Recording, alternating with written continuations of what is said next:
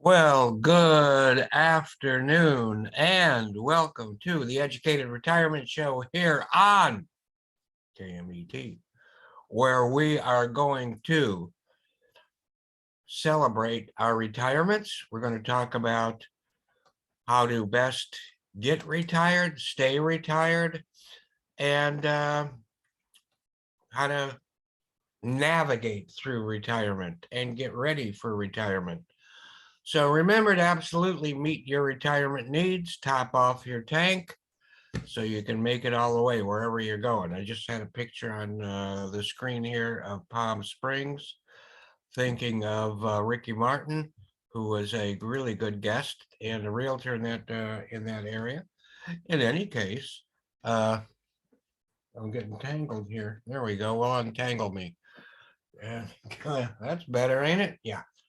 And anyway, it was a picture of Palm Springs. So if you're going to Palm Springs, make sure you got enough gas in your tank to make it all the way. If you're going to retire, make sure you got enough money in your tank, happiness, way of life, and activity to make it all of the way.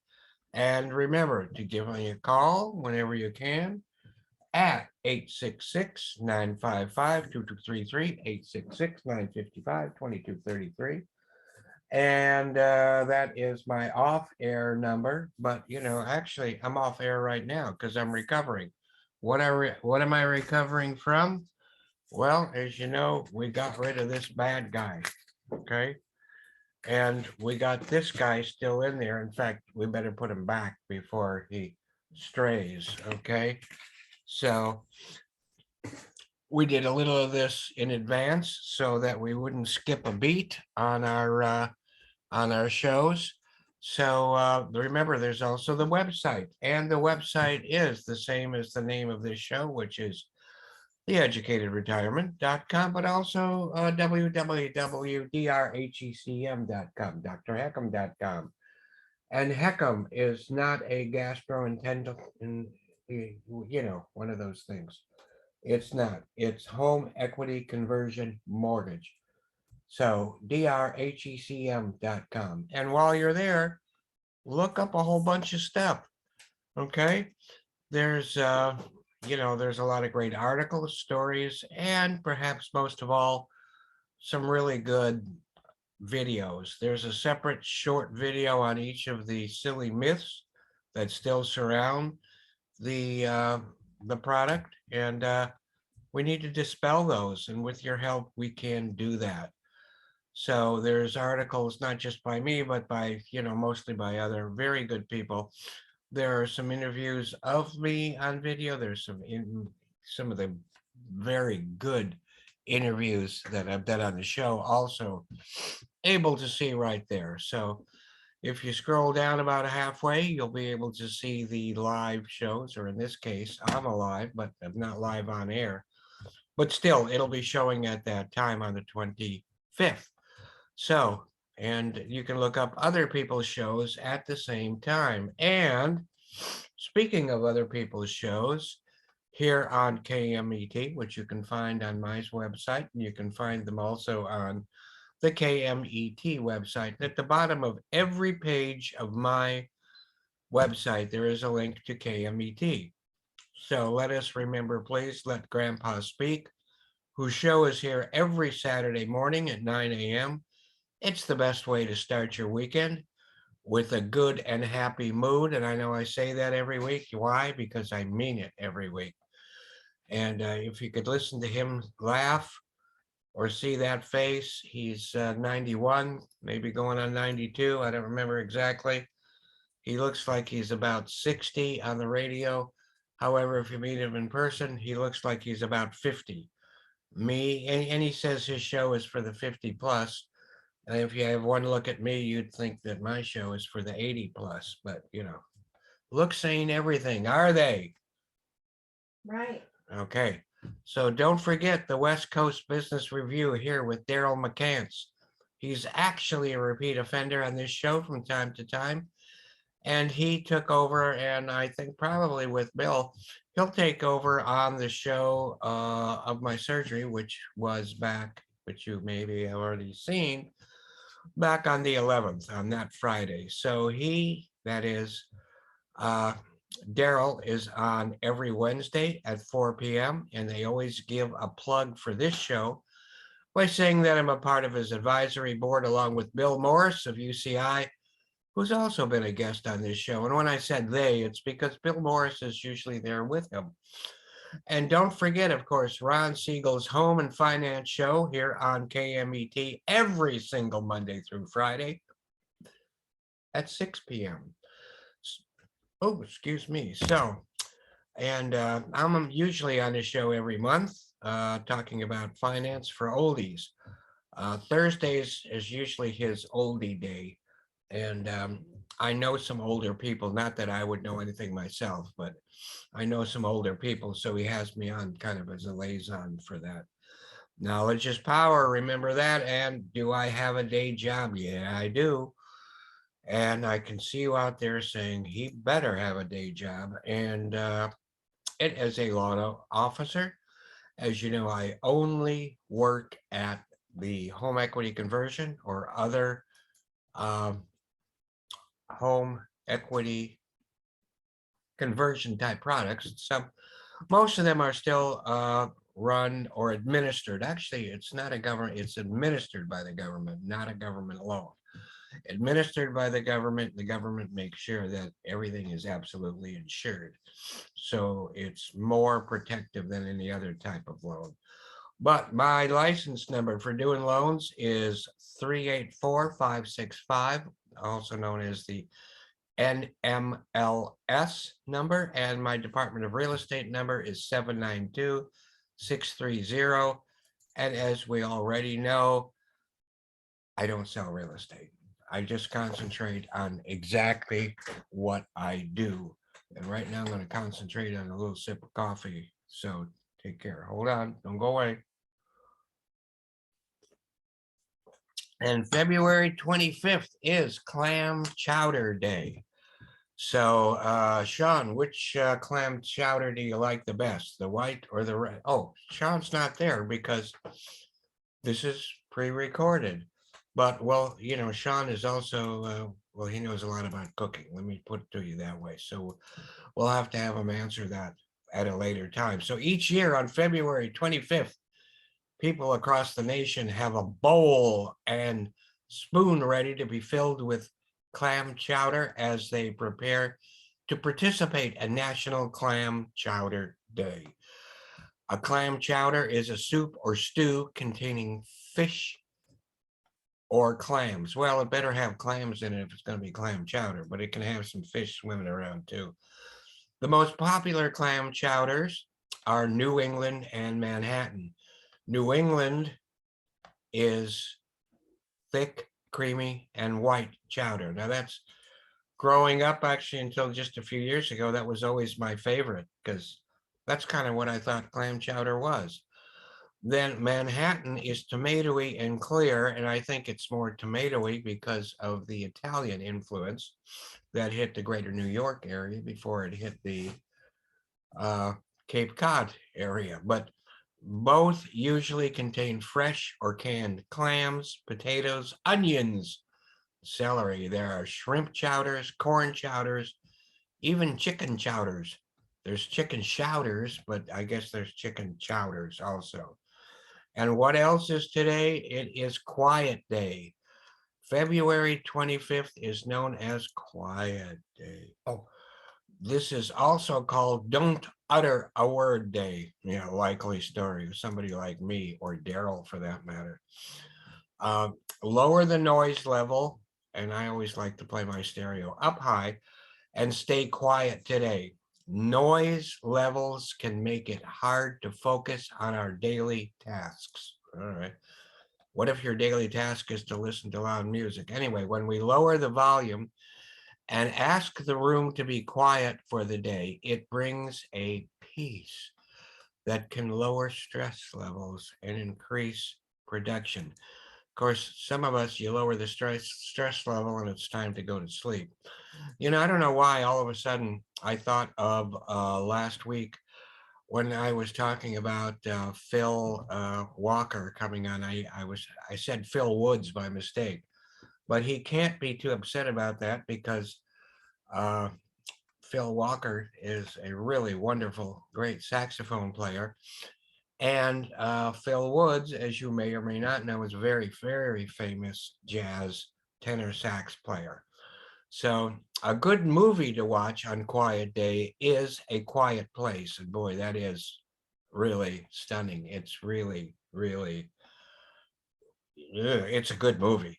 And if in that movie, if they hear you, they hunt you, and they hunt you very fast.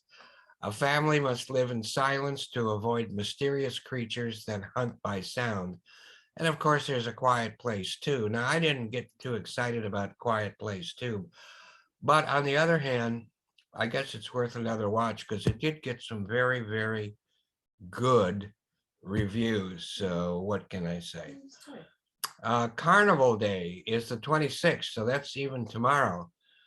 And each year, millions and billions of people flock to carnivals and festivals and put down big bucks to be entertained by clowns, by me, fun food, games, and much, much more. And here's a list of some of the weirdest festivals around. I think some of these are cool. Underwater Music Festival. And I've got some pictures to show you as soon as I give a little talk here. Wow, this is crazy. Well, I'm going to show this one right away. Speaking of saxophones, what do you think of that? I mean, that is just crazy. It's kind It's a of, little fishy to me. oh yeah? You think the music smells like fish? I don't know. It is a bit fishy, but wow, what an instrument. So anyway, in the National Keys, Underwater Music Festival is held in the Florida Keys National Marine Sanctuary. This is the most unique celebration of a coral reef in the world, no kidding. July, they have it in July. Oh, that's right. We're not just talking about festivals today, but just weird festivals. So songs such as Yellow Submarine and The Little Mermaid are broadcast underwater through speakers suspended by boats above the reef, where the scuba divers dress the part along with playing their musical instruments to the tunes. Let me see. There's some pretty colorful pictures. Are these the only two pictures? I thought there were more. No. Okay, well, boy, look at this harmonica or whatever it is. Kind of instrument that can definitely snap back at you. So I guess maybe screaming is considered some of the music that comes out with this. Wow. Wow. Oh, look at the string instrument up there. And another quick look at that. All right. It's playing the fish. Wow. All right. How about this is right up my alley. Cow Chip Throw Festival. So this is held in Prairie du Sac, Wisconsin. And yes, it is real cow dung. And real cow dung makes music all in itself, or is it the cows that make music while they produce the dung? This was a slightly stinky tradition turned into a huge festival held every August. While there are arts and crafts, I won't get into what I'm thinking. Anyway, games, music, and a beer garden, there is also the main event, a cow chip throw. Got some pictures? Let's World Championship cow chip throw. Look at those chips. I mean, these look like rocks. Wow. Look at that. That's pretty cool. And here, my God, look at these. These look like turtles or huge rocks or whatever, but they are cow chips. I'm not sure whether they have much in common with other types of chips, but there they are. And just, this is very official here, this one. Well, what do you think? Wisconsin State cow chips. And one more World Championship cow chip throw. And There are the champions.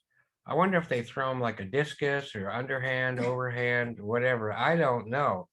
Might have to check that out on the internet and see for sure, because this is knowledge. And what did we say earlier? Knowledge is power, and that gives you power of the cow chip. So the current record in the state is 248 feet. And no, you can't wear gloves, but you know, how big of a chip was that went 248 feet? Maybe they have standard sizes, I don't know, like shoes and We'll things like research that. Okay. Roadkill Cookoff in Pocahontas County, West Virginia. Where else? There is a weekend festival of the strangest kind. It honors the making it honors making gourmet meals created from animals commonly found on the side of the road, like groundhogs, possums. I like possums. Crow. Well, once in a while, squirrel and snake. So over 20,000 people came out to sample the roadkill meals, and winners can take home up to I think the decimal point's in the wrong place, $12,000. 1,200 actually. Okay, well, there's too many zeros there then. Okay, there you go. 1,200 bucks per dead thing. Is that also up? Yeah, this is the, Okay, Roadkill Cookoff. And of course, you know, we've seen this kind of thing with Andrew Zimmern and that kind of stuff. contest. And you know, like I said, West Virginia, but you know what? Sorry. West Virginia is such a beautiful state. It's kind of unbelievable. They make jokes about West Virginia, but I think it's one of the bordering states that I won't mention that's more like it. And West Virginia is pretty neat. Anyway, there's some proud of different ages, some proud roadkill eaters.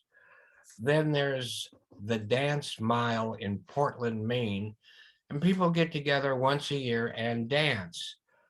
Well, I think they should dance a little more than once a year, but they dance for an entire mile. Every July, thousands of participants get their boogie shoes on and follow a mobile disc jockey and dance. Now, they dance for a mile, or there's a mile-long line. No, they dance. They dance for a mile. Yeah. People dress up with wigs and costumes like what you're seeing right here, and even roller skates. So, oh, okay. I do have a picture. How patriotic can you be? Dance. Oh, that's a neat little sign there they have too, right there. I think that's pretty cool. Very colorful pictures we have today, don't you think? I think.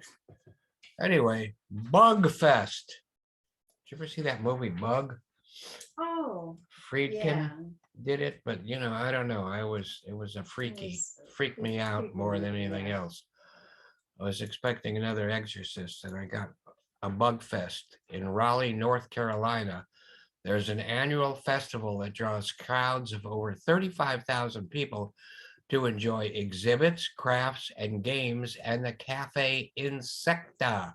That sounds very, very fancy. Cafe Insecta, which offers bug dishes with real bugs.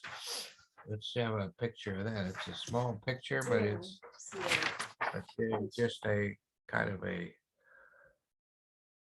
ad or a poster for Bug Fest. So how many of you have eaten bugs? Do you like grasshoppers, cockroaches? You know, I think people need to get over some of the fear of that because ants, because yeah, chocolate covered ants, things like that. But you know, I think eating bugs would really alleviate a lot of hunger in this world. So what do I know? But Lebowski Fest in Louisville, Kentucky And this festival celebrates the Coen brothers film, The Big Lebowski, where the dude lookalikes have a film screening of the movie, I take it, unlimited bowling, a costume contest, and of course, White Russians. I wonder if they take turns throwing their ashes into the wind like there was in the movie. I don't remember. It's a small picture. That's a small pic. Whoa, I'll say that's small and dark. That is, those are some of the people that are dressed up, trying to look like the dude and the dude's buddies. And of course, John Goodman is in a lot of the Coen brothers films. I also really loved him as a serial killer in what is that one? I could see that picture. Yeah, look up the movies of somebody's name. I forgot. Anyway, and then Turturro was in it. yeah, John Turturro, and anyway, here you go. There's the dude and the dude-alikes right there. And oh, we've got This some is a more. good one. Yeah. There's a good one. Yeah, that's a good one. Here is Mr. Dude. And hello, Mr. Barton Dude. Fink. Barton Fink, not to be confused with Barton Stink. You know, Barton Fink was the first Coen brothers film I had ever seen. And then right after that, I did go after Blood Simple but Barton Fink is overlooked sometimes and is really great. Anyway, here they are at the bowling alley, waiting for their turn to run into the alley. And White Russian, wow. I remember I used to drink those. Don't like them much anymore. You know, we show many times here, we've shown the great work that Gail Maxwell does on cards. And this is the 25th. It's a bit past Valentine's Day. But since we got this in the mail today and we're recording this before Valentine's Day, happy Valentine's Day. Just want to give you a look. There's, of course, inside lots of redness. And this is, of course, very three-dimensional. I don't know how much of that you can see, but there it is. And it's more wonderful work.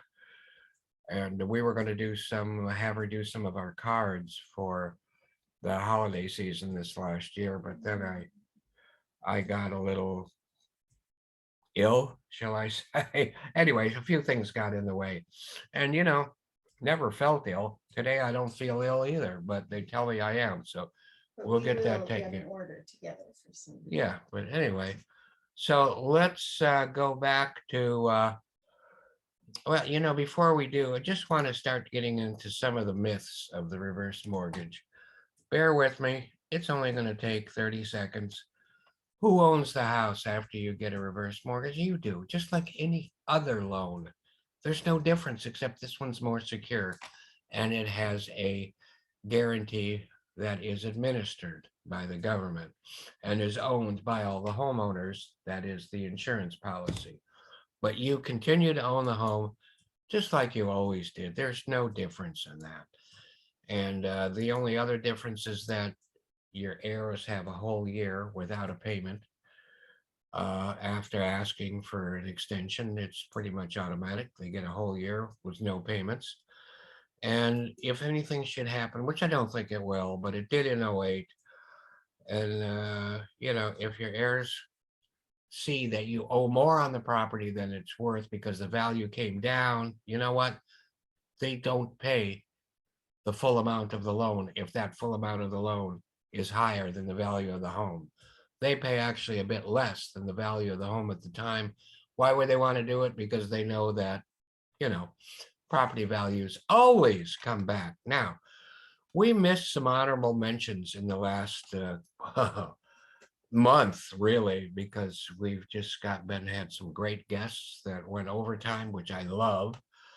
And we've got some other things. So I do want to honor some of these people from our past. And one of them is Jackson Pollock. And Jackson Pollock was born on January 28th, 1912 and passed on in 1956. So not too long a time here on this planet.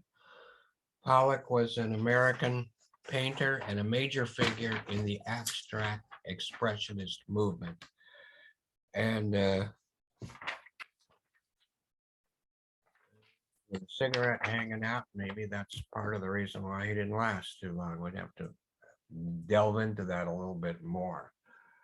And does that picture add anything different? Yeah, it shows him still with another cigarette, splattering some paint around. So let's try it up close. Let's try it a little further away. And what do you say? It's further away. Okay. He was widely noted for his drip technique of pouring or splashing liquid household paint, often in a dancing style, onto the entire canvas.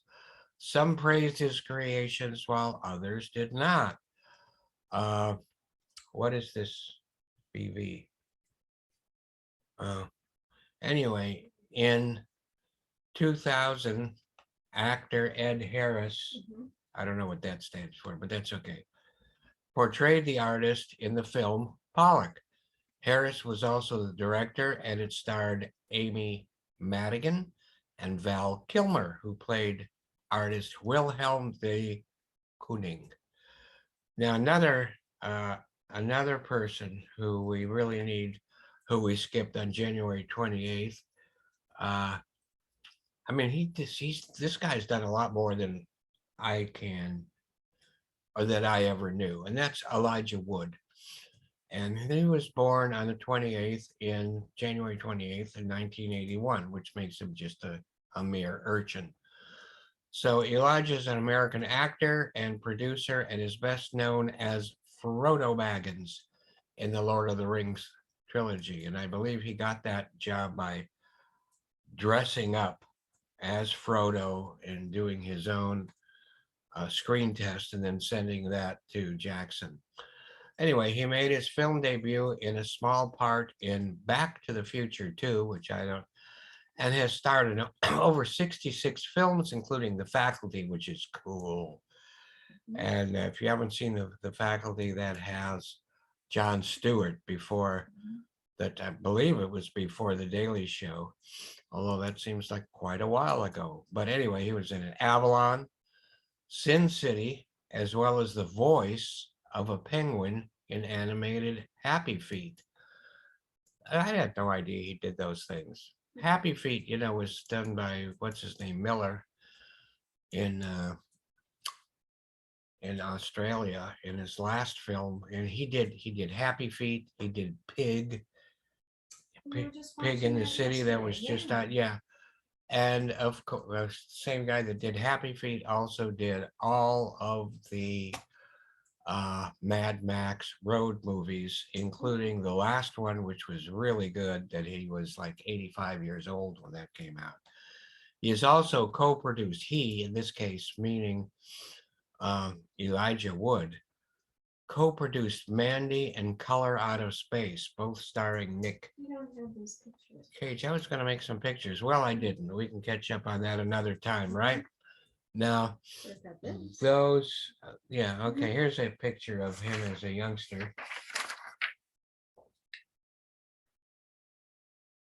And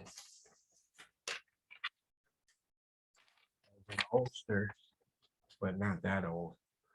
Now, those two films, they both came out of different production companies, I think, but I mean, he co-produced. Mandy is just outstanding and very, very strange.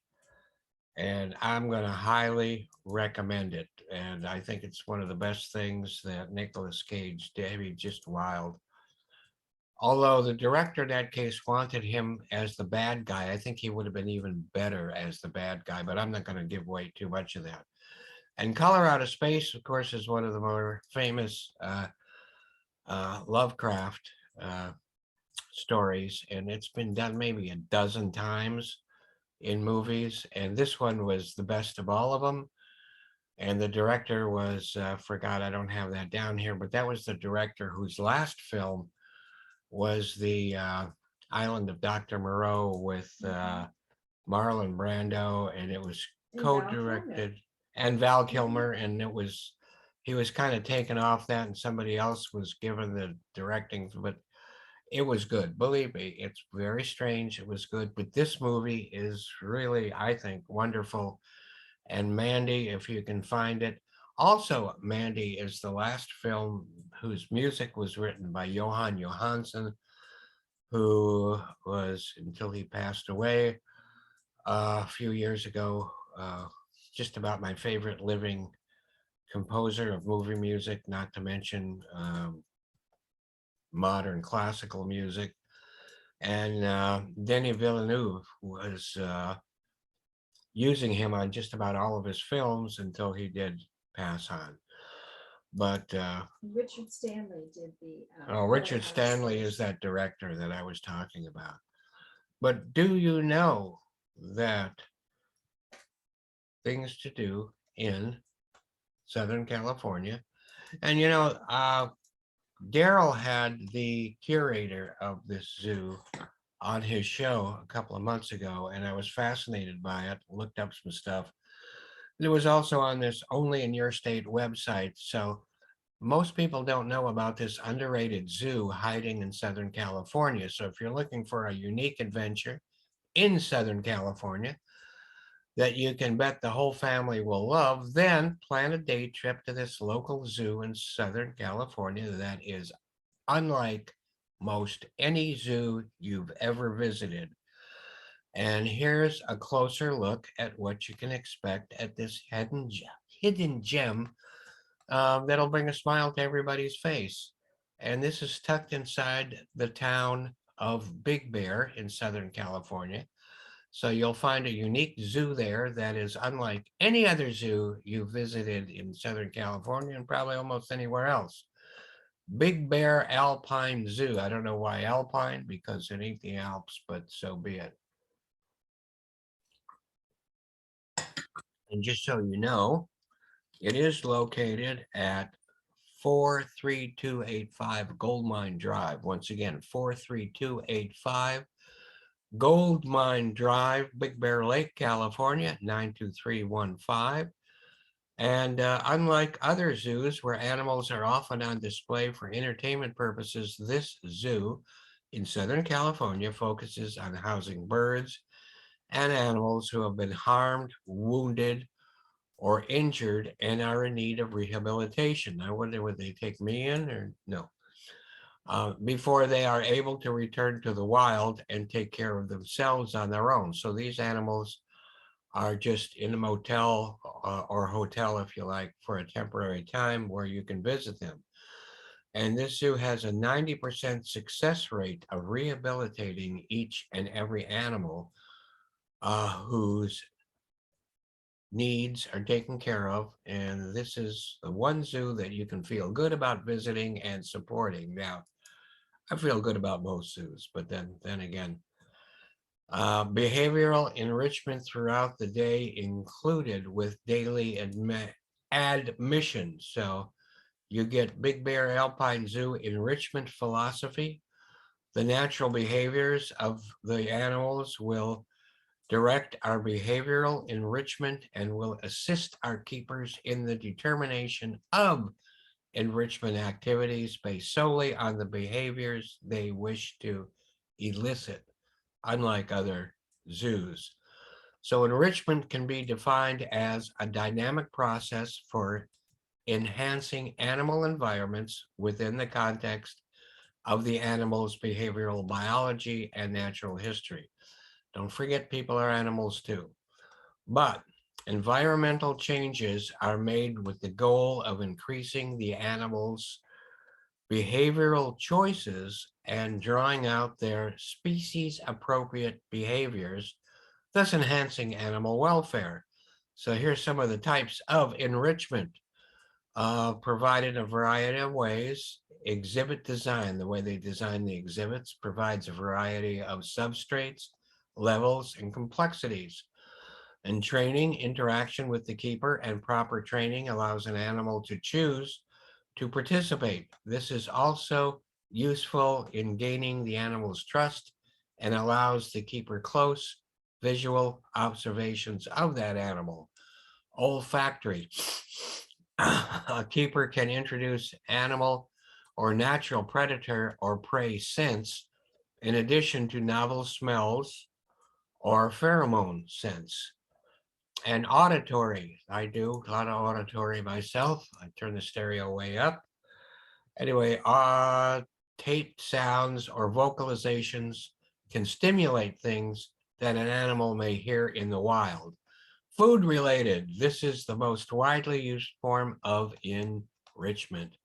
Keepers can present food in a variety of ways, such as in a simple puzzle feeder.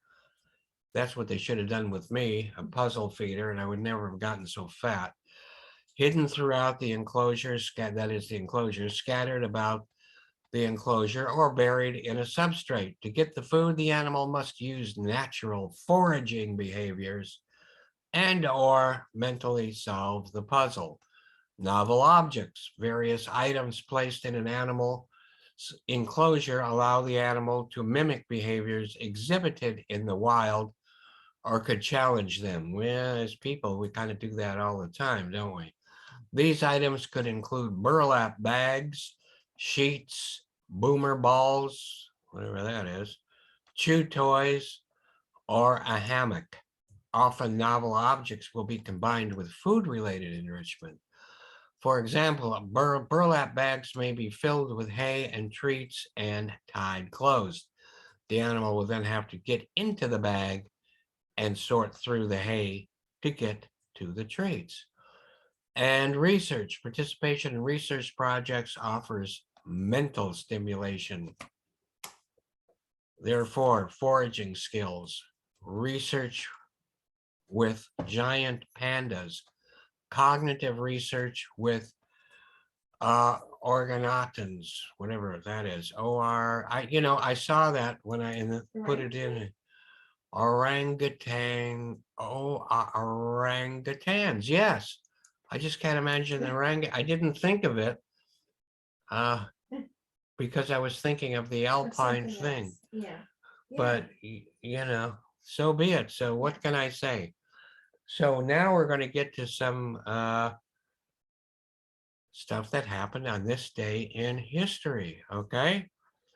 And this day in history goes back to February 5th-ish. And so here's some coffee for you.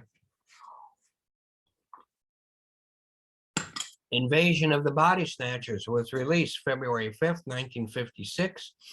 And that film was directed by Don Siegel, starred Kevin McCarthy, Dana Winter, King Donovan, Carolyn Jones, and a small part by Sam Peckinpah, who also says he wrote some of it, but that's up in the air. Here is, again, this is a great Criterion Laserdisc thing, and this has a audio commentary that you can't get anymore in anything. Although we do have a pretty good DVD that has a different audio commentary. Anyway, just there's some cool pictures. Huh? Now, this has been done at least 4 times, and this is still the best, and it still comes up on the best science fiction list of best science fiction films of all time. But here's a little bit of trivia for you. So during its original release, paper mache pods were on display in theater lobbies, as well as life-size black and white cutouts of Kevin McCarthy and Dana Winter running frantically away from a crowd of pod people. So this film was selected for preservation in the U.S. National Film Registry by the Library of Congress. I don't know, how many times have we seen this? I don't know. Yeah, I was going to say at least 50, but maybe 100. Yeah. It's like visiting old friends. Yeah, such a good movie. Anyway, the tunnel scene where the hero hides briefly from the townspeople was filmed at Bronson Cave in Bronson Canyon at Griffith Park. Kevin McCarthy was a good friend of Montgomery Clift, but was jealous as Clift was making big budget extravaganza, or, such as the one he was making at the time, Raintree County, and Kevin working on a B budgeted movie in a small studio. Little did they know that eventually Raintree County would be pretty much forgotten, whereas Invasion of the Body Snatchers would be considered a classic. Don Siegel did the directing on that. Only $15,000 of the budget was spent on special effects. Well, paper mache doesn't cost that much, but you know, good acting takes the place of a lot of that weird stuff. So Anne Bancroft, Donna Reed, Kim Hunter, and Vera Miles were all considered for the part of Becky Driscoll. Vera Miles, wasn't she in Midnight Cowboy talking about the Statue of Liberty? Not sure, but Psycho, she played the sister. Well, Psycho, yeah. Oh, Vera, I'm thinking of another Miles, but you know, I've gone many miles, and that's kind of run down my memory. Gig Young, Dick Powell, Joseph Cotton were all considered for the role of Dr. Miles Bennell. And Bennell was supposed to be like close to banal or a dull guy at the beginning. Also, along those same lines, Creature of the Black Lagoon was released February 12th, 1954. Now that's also considered a classic. I mean, to me, it's not nearly as good as Invasion of the Body Snatchers, but it is still very entertaining. And, you know, we've talked about Jack Arnold so many times, who also directed Incredible Shrinking Man, Tarantula, It Came from Outer Space, that kind of thing. Richard Carlson, Julie Adams, and Richard Denning were all in that. And here's some, as if you're not familiar with that. There it is. A good picture of it. Love that guy. And of course, there were 3 Creature movies altogether. And we have that in a set on DVD, I think even on Blu-ray. On the next 2 weren't as engaging, but they're still a lot of fun to watch. And I recommend it. Oh, I just think that in the first one, Richard Denning caused more of the problems than Denning. I think that Carlson was the weird one, but that's not the way we're supposed to take it. The film was originally produced in 3D, which I've never seen, and I wish we could. And Jack Arnold directed most of the Brady Bunch episodes. Anyway, the physical appearance of the creature was modeled after a likeness of the Oscar statuette. Wow. How do you like that? So how would you like to get the Oscar looking like that? Now, this is an autograph by who? Ben Chapman. Ben Chapman. Now, did he play? There were 2 of them. One played in the water creature, and one He played was dry out of the land. water. Out of the water. He was the dry guy. And you know where we met him was in a place called Monsters in Motion in the city of Fullerton that sells all kinds of neat things. In fact, last week, I think I showed you those gizmos that fit on the turntable record player. The one was, it came from out, no, one was Frankenstein and the other one was Bride of Frankenstein. So 2 actors played the creature, one underwater, which is Ricou Browning, Ricou, and the other one on land, Ben Chapman, who we just spoke of. And what did the creature in Citizen Kane have in? The creature is coming in the room, the studio here.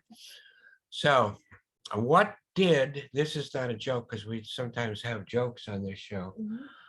What did the creature and Citizen Kane have in common? The idea for this film started at a dinner party for the film Citizen Kane with Orson Welles, when the cinematographer Gabriel Figueroa told producer William Allen, and William Allen, not Allen, was an original member of the Mercury Theater that came to Hollywood with Orson. And in the movie Citizen Kane, he played the newspaper man that was kind of who we followed around. And Wells and a Mexican folktale that inspired the movie story. So it was an original Mexican folk tale that was told by a cinematographer, Gabriel Figueroa, to William Allen, and they were all together, probably at Musso and Frank's. I don't know. Boy, I got to get there. About that story. So music was uncredited Henry Mancini. You believe that Henry Mancini did a ton of monster movies back in that era for Universal and was never credited for any of that, but he sure did make up for a lot of that in his later work, did he not? Mhm. So you got some jokes coming, getting ready in case we need them. Oh, yeah. So work began on the Eiffel Tower in Paris, January 26th, 1887. So we're going back a ways, but we missed it on that day with the diggings of the tower's foundation. The tower, one of the world's most recognizable structures at 986 feet, was finished by the work was finished by the work of 150 men on March 31st, 1889. So let's see, how long did that take? 87, 80, only 2 years, huh? Well, let's see what the month was. January, yeah, pretty much 2 years and a couple of months. So every 7 years, it is repainted, the colors progressively lighter at the top. I guess that gives it maybe a look that it's taller. It was once the world's largest billboard, with the auto company Citroen advertising in 100-foot vertical letters in lights alongside of the tower. Well, I had no idea. Like to see what that looks like, but just a picture of it. I don't think that's helping the Eiffel Tower in the long run. Also, back on January 28th, 1886, was 1986, and I remember it well. The Challenger exploded on that day. The Space Shuttle Challenger disaster occurred when the space shuttle broke apart in 73 seconds into the flight, killing all 7 crew members. It disintegrated over the Atlantic Ocean off the coast of Cape Canaveral, Cape Kennedy, whatever you want to call it, Florida, and the crew was scheduled to deploy a communication satellite and study Halley's comet, but while they were in orbit. So getting back to something a little bit more fun, Disney's Sleeping Beauty was released January 29th, 1959. Oh, look at the big bad. Oh, he's on the front too, but he's more like Smog here, which is more like our Smog we used to have a lot of. Anyway, there it is. Sleeping Beauty. Now, I always thought, well, 59. The actress that played the Princess Aurora was Mary Costa. At 91, she's the last surviving original voice actress of the first 3 Disney princesses created in Disney's lifetime. So included on the list of many awards over the years, she also received the National Medal of Arts in 2021. That wasn't very long ago. And as an opera singer, Mary performed over 45 roles on stage all over the world, including the Metropolitan Opera in New York City. She sang with Bing Crosby and Frank Sinatra on their television shows. She also sang with Sammy Davis Jr. and performed a blues section with him, backed up by Charlie Parker. So Walt Disney assigned artist Earl, I know that name from way back, let me spell it for you, Eyvind, first name, last name Earl, Earle, as a production designer of the film. And if you go kind of through Central California, boy, you really can see the kind of trees and hillsides that he did so well.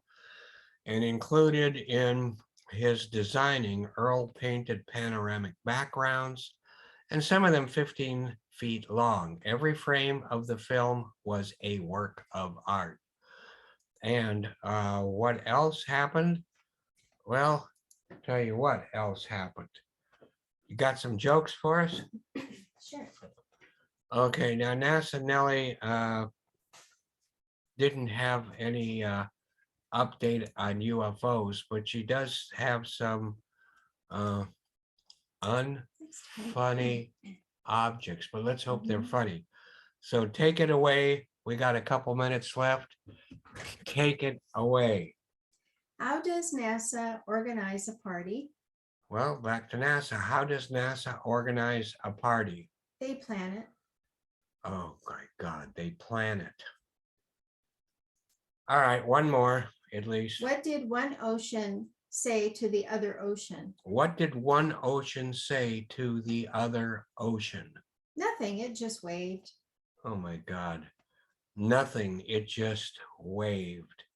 One more. One more. Lay it on us. Why did the cowboy get a dachshund? Why did the cowboy get a dachshund? He wanted to get a long little doggy. Oh my God. Say it again. Why did the cowboy get a dachshund? He wanted to get a long little doggy. Oh boy. He could have got a basset hound, but that wouldn't have been so little. Anyway, thanks for putting up with us with going back in time and our nostalgia. Please stay safe, stay productive, have yourselves a great week and weekend. And thanks to everybody, Sean, our engineer, and of course, most importantly, all of the listeners out there. Take care and hope to be back with you soon. So see you then.